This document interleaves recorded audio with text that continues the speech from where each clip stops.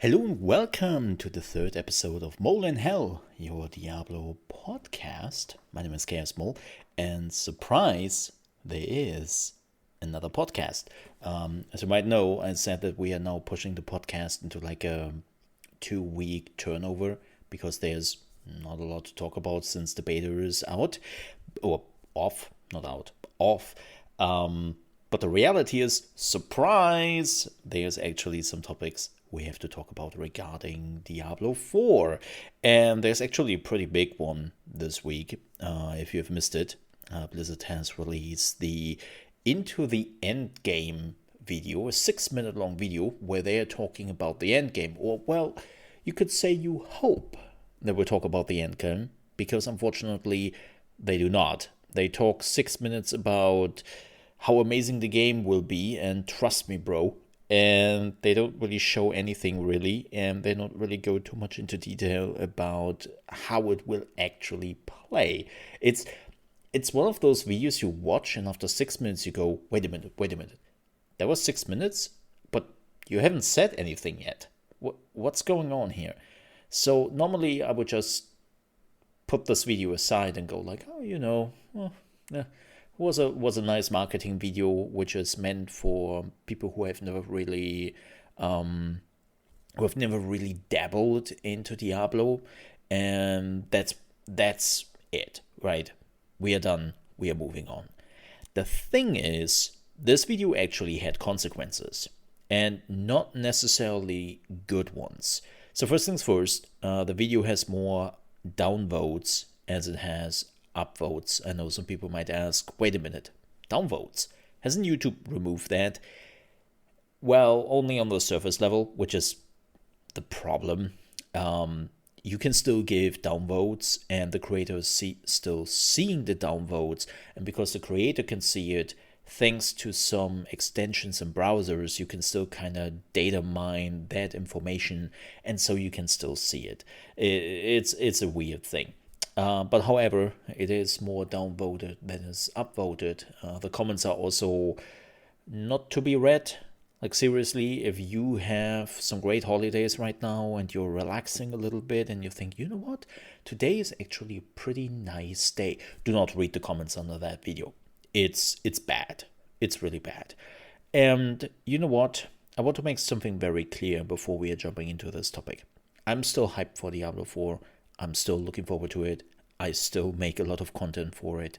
And nothing really changes because I have played the beta and I have seen the game.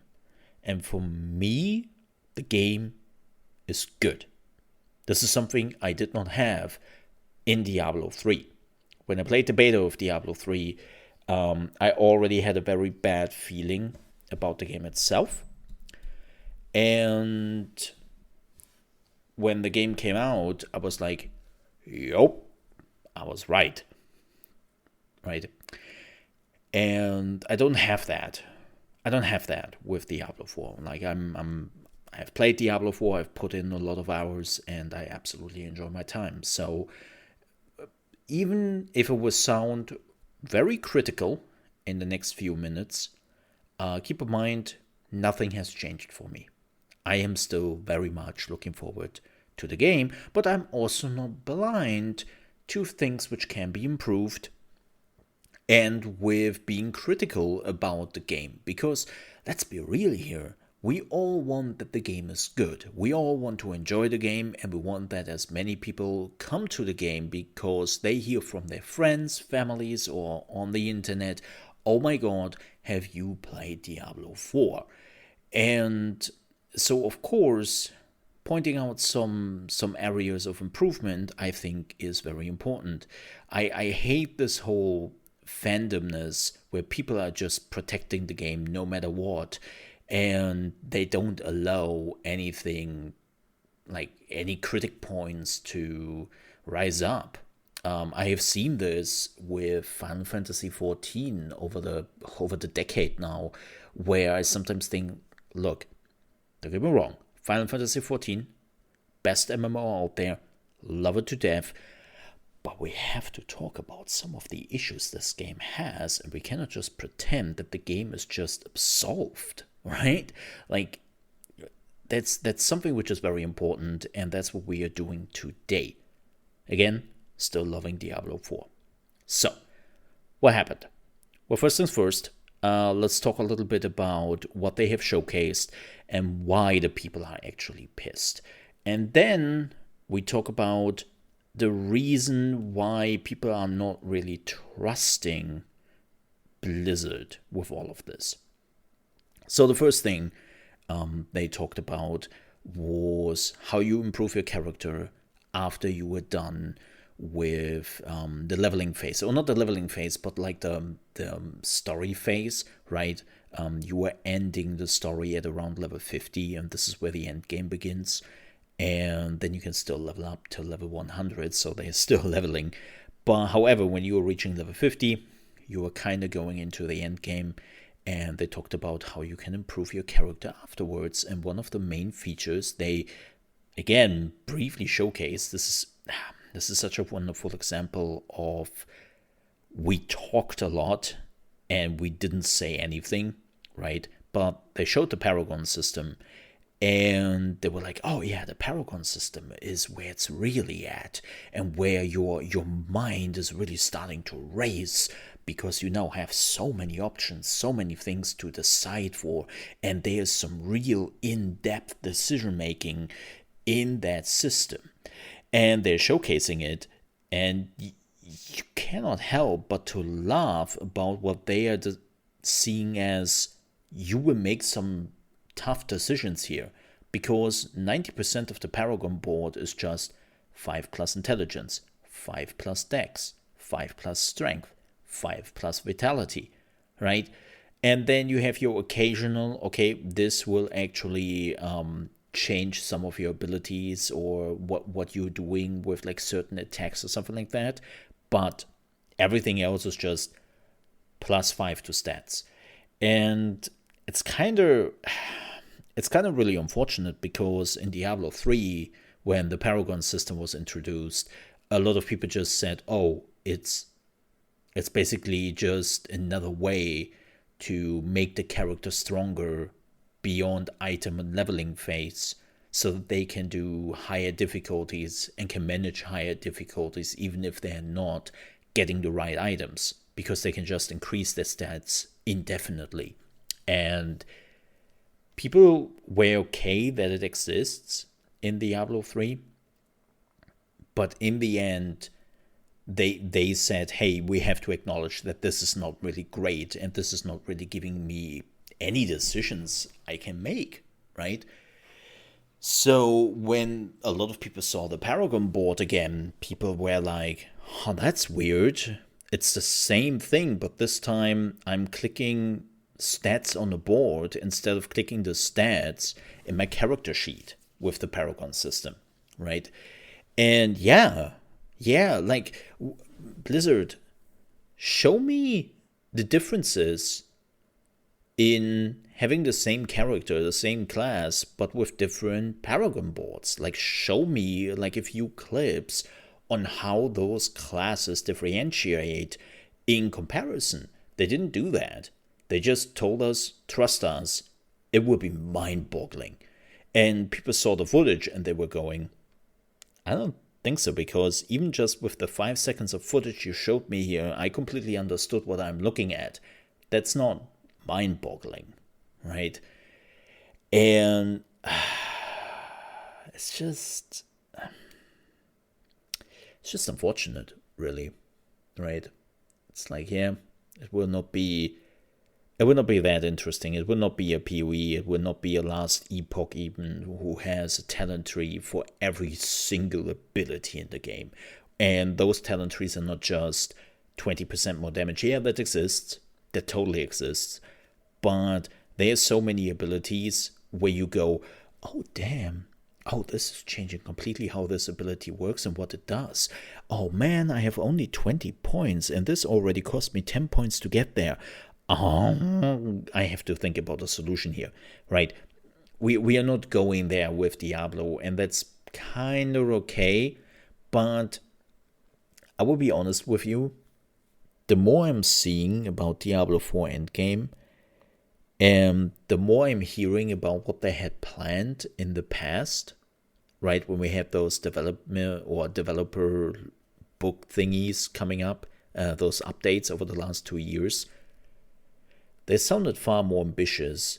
And now it feels a lot like Diablo 3 Reaper of Souls kind of content. It's safe, it's the same thing, and it kinda is there to keep you playing, but not because you really want to play it, but because it's there to keep the retention up.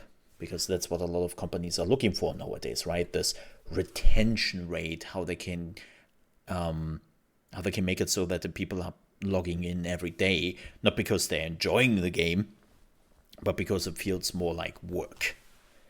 And there's signs of that there. So the next thing, talking about repetitiveness, the next thing they kind of made a big deal about is the dungeon system, which is coming with the endgame. I think Nightmare Dungeons are they called. And man, they just copied the system from World of Warcraft. They literally did go to World of Warcraft and were like, that dungeon system, let's copy paste it into Diablo. And I don't really have a problem with that. Like, a lot of people enjoy that system in World of Warcraft, right? So why not use something which works, right? And I wouldn't mind too much, but the problem is, I remember the dungeons, and the dungeons were kind of the most boring thing in Diablo 4. Absolute repetitive. They look the same sometimes. The enemies are the same. The bosses are sometimes the same. And it just feels like so unambitious. Like in the beta, how many dungeons did we had? 30? 30 something? I think 26, 24 or something like that. I don't remember the exact number. I have to look it up. But I have played them all. I have literally played them all.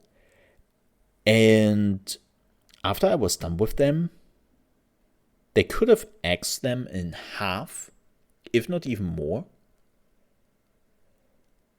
And I think it would have been better if they would have put just more quality and more thought process into like the dungeon and make them just more interesting. Like, I'm just not a big fan of mass over class, right? Quantity over quality. I'm not a fan of that. And it became quite a bit in the beta. So I'm looking at the release version. I'm going like, whew. So most of the dungeons will be available as Nightmare Dungeons. And the only thing it changes is like some of the affixes of the enemies you are fighting in, or some of the environmental hazards, and that's it. Okay, I mean, it will work. People will play it still, but it feels very unambitious, right? And that brings us to the next point, which, okay, I know this sounds crazy, but when I heard them talking about the next thing, I was like, whoa, did you just describe Rift? It's kind of funny to me. I know most people don't even know Rift at this point. But so they talked about the open world events, and we already have open world events in the leveling phase, but now it will have fire raining from the sky, and the sky will become red. Yeah, that is the endgame addition to those events you have been already doing for probably like 20-30 hours. And it's like, what? Okay, don't get me wrong, that's fine. I don't mind that. Like, it's something similar Rift did, right? With this, you have those small rifts at the beginning, and then later on you have those raid rifts, which was basically just the addition of like a boss or like some affixes to like that world event. Don't get me wrong, I don't mind that. I I really love the world events. I was doing them quite a bit, but it's this. Wait a minute. What? That's all? I I I don't really see how you are selling this as the big thing, right? It's kind of weird. Like a lot of the stuff they showcased in this video, it sounded more grander when they used like a lot of their PR words for it. But the moment they showcased it and the moment people understood what they were looking at, it became so unambitious, unfortunately. And yeah, it's weird. And let's talk about the last topic people had a problem with. And that was the weirdest of them all. So, Blizzard, over the years, has made sure that every video which had something to do with like what can you do in Diablo always had one topic present. Something which always came in and took some space away. PvP. PvP was this, we want to talk about it. We want to assure you that PvP is here to stay, and it is a cornerstone of what we are planning to do. And as somebody who is looking forward to PvP and will put like a lot of effort and time into when Diablo 4 is coming out, even here on the channel, so prepare your butts for PvP content here, you always had the feeling of, hell yeah, they have understood that there was actually quite a bit of fun in PvP, and there can be fun. I sometimes hear people, and we will have an extra topic about this in the podcast or in the video. I always hear people saying like, "Oh man, how do you do PvP in an action RPG? That doesn't really work." And it's like, are you serious? Like, if you are activating PvP in an action RPG, it basically becomes a MOBA. When you think about it, it becomes a MOBA. And if you want to see an action RPG which is doing PvP in a certain segment flawlessly, look at Lost Ark. No, I'm not talking about the island PvP because that's shit. I'm talking about the arena PvP. It is absolutely equalized. Nobody has an advantage in any shape or form besides of skill, right? And you think like, oh man, if Diablo 4 can just somehow distill that and put that into the game, that would be amazing. So I was kind of hyped about to see that they are now talking about PvP in the last part of the video, and I was going like, oh shit, here it comes. Here it comes. And nothing came. I was so anticlimactic. Like, wow. So they basically talked again about the fields of hatred. No explanation how you get there, where they are, which level you have, what you should expect, and all that. Like, it's literally like, yeah, so we have those fields of hatred. This is like an amazing area where your metal will be tested against other players, and you will kill each other for loot. So, awesome. I was like, huh? What? No? Can you explain that a little bit more? Of course, they have explained it a little bit more. The problem is they have said the same thing they have said before, that you're going into the zone and you're collecting like those crystals of hatred, I think they're called, and you have to transform them into dust so that nobody can steal the currency from you. And I was like, wait, what? Okay, yeah, we know that. Then they showed very briefly the merchant where you can buy some new items, and they were like, yeah, this is our PvP, it's amazing. It's like, what? You made it? Like, some people were even confused that they showed some PvE moments in the PvP zone. I saw a lot of people talking about this and being confused about it. They were going like, wait, but the first part of the footage was clearly PvE. what do I expect in the field of hatreds? Because they could have explained that it's actually PvE, PvP, right? It's a zone with PvE, but also PvP. They have completely failed to explain that. And personally saying, you know what would have been great? If the items you can find in that zone will be droppable, right? Like you can find an item and that item will have a special marking, and as long as you are staying in that zone, you would drop that item. Why is that not a thing? And before you say, well, it's maybe hard to do. Look, they have done something similar, not with items, but with the ear and, of course, with the money in Diablo 2.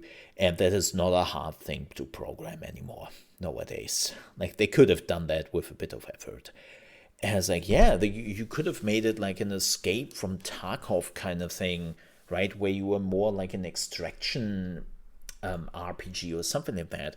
Like, PvP has transformed over the years. Instead of just mindlessly slaughtering each other, and it again feels completely unambitious. A lot of the other moments the video just had, right?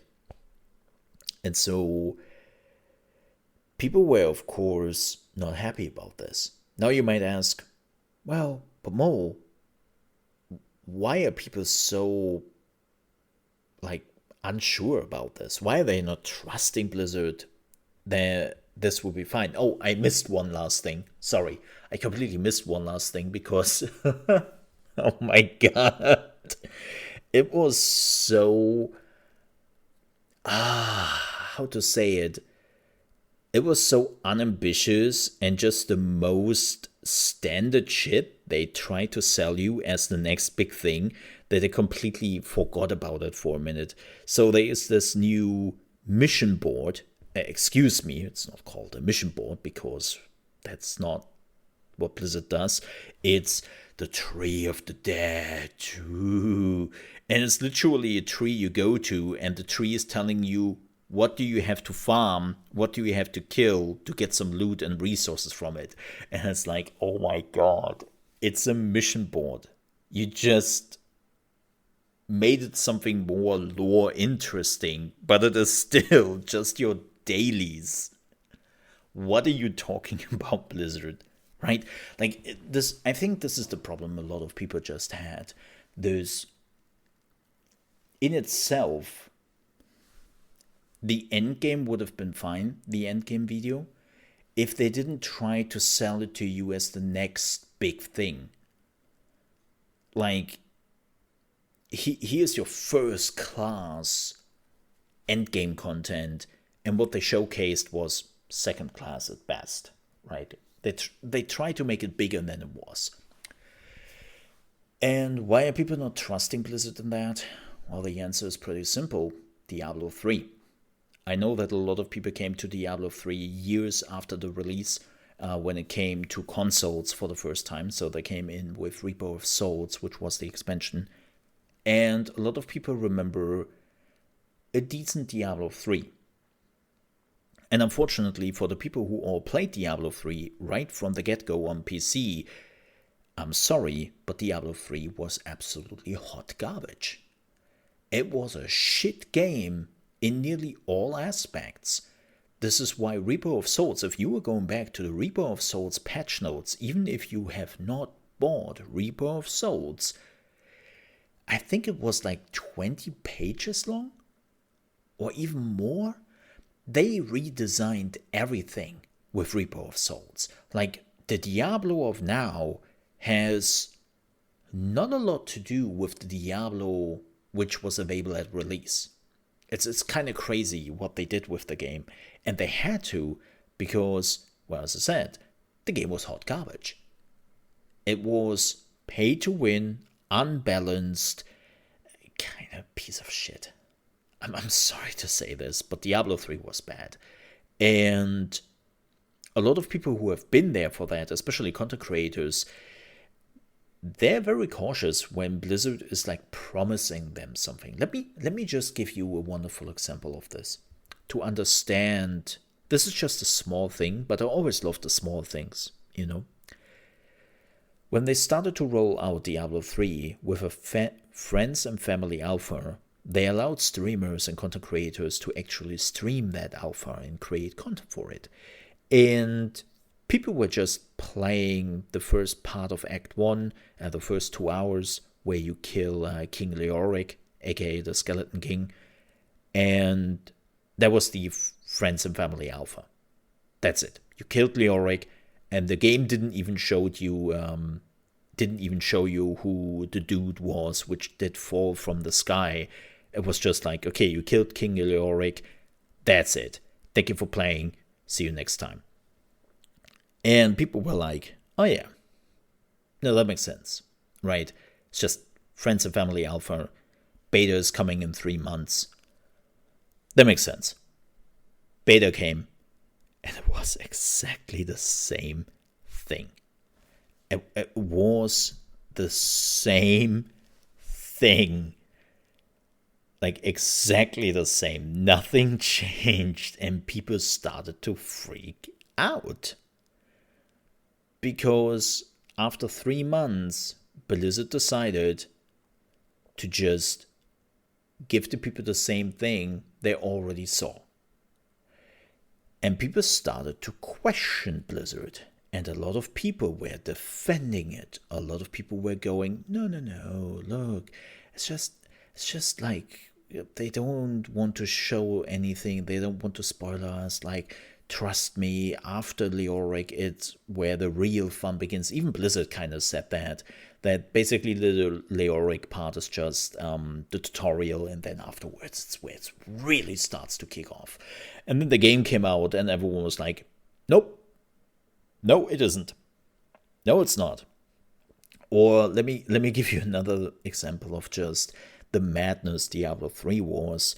We will have a separate podcast before the release about Diablo 3, by the way. But people reached the last new endgame thing called Inferno, and they were all dying. The pros, the hardcore streamers who leveled their characters in like 3 days to max level, they were all just dying there. And Blizzard said, oh, well, yeah, of course you were dying, because we didn't balance it. Like, nobody expected that you would reach endgame in just a few days. We thought we have at least 2 to 4 weeks before the first people even get close to Inferno. So we would balance it after the release. What are you already doing there? I was like, wait. Are you blaming the players? Excuse me, Blizzard. Your crazy fanatic players you have been knowing about for decades now at this point when Diablo 3 came out, that they reached endgame too fast? Yo, what's going on there? Like, and then of course the auction house. The auction house was the biggest blowback they could have just gotten. It was such a casino bullshit where the house always wins. It was bad. It was bad. It destroyed the game. And they always said, we never tampered with the loot. We would never do that. We keep it fair and square. And the auction house is just an addition. And then, again, the Reaper of Souls patch notes came out. And they were like, hey, remember our loot system? The one we never tampered with, and we would never have designed in the way to push everyone into the auction house? Remember that one? Yeah, we completely took that, threw it out of the window, and created a new loot system for the expansion. How is that for neutral loot systems? It's like, oh my god, are you serious here? Yeah, just Diablo 3 destroyed so much trust for so many people. So when Blizzard is making a marketing video where they are asking the people, not begging, but asking the people to trust them, you don't trust them. that's the problem. You just don't have any reason to. Especially Blizzard in the last few years had too many blunders that people would go, "Oh yeah, man, I totally trust you." Like maybe the Blizzard 20 years ago, if they would have made this video and would have asked for trust, people would have gone, "Oh yeah, sure, man. Oh yeah, I totally got you covered." But nowadays, Blizzard, nah, there's just no reason for it. And like I can see how a lot of people just got reminded of what happened with Diablo 3, and they were like, "No chance, man. You have a lot to prove." Like keep something in mind, and this is the last thing I really want to talk about it, because this was already 30 minutes of just criticism, which I don't really want to do here on the channel. I don't want to be those clickbait drama channels. I hate that. We have enough of that on YouTube. Even though it's the channels which are the most successful, I absolutely despise that. But in this case, like, Blizzard shouldn't forget this. There are already a lot of amazing action RPGs out there. We have PoE. We have PoE 2 starting soon. Last Epoch has now slowly established themselves, and they're coming out by the end of the year. And a lot of people are just surrounding that game. Maybe we are getting a Grim Dawn 2 at some point. Who knows? Like, again, Blizzard is not the king of the RPGs anymore. Diablo is not the king anymore. That's PoE now. PoE is the number one. If you like it or not, that doesn't matter. Like, you just have to see at the numbers and you go, this is insane. They just had their new season a few days ago, and they broke all the records again. A 10-year-old game is breaking all their player records, right? Because the new season is just absolute hype. And funny enough, Diablo 4 probably helped. Like, a lot of people played the beta of Diablo 4, and they were like, "Oh, has this itch I have to scratch. What are we playing? Oh, new season of PoE. Let's get into that," right? Like, but the point I want to make here is, you're not alone anymore, Blizzard. The days of you being the ruler of the action RPGs are over. You have to prove a lot. And kind of funny, I remember when Diablo 3 came out, a lot of people were saying, "Nah, I will stick with Diablo 2. Now, Diablo 2 got older and older, didn't get any content anymore, and just looks absolutely rubbish at this point. Remember, please, 2 years ago, you released Diablo 2 Resurrected, a game which is now looking as good as Diablo 4, maybe a little bit less, but still really, really good. And is now getting new content. Diablo 2 is getting new content, and Diablo 2 is still an amazing game nowadays. So you basically released your own competition 2 years ago. So it's this, man, Blizzard, Diablo 4 will be successful.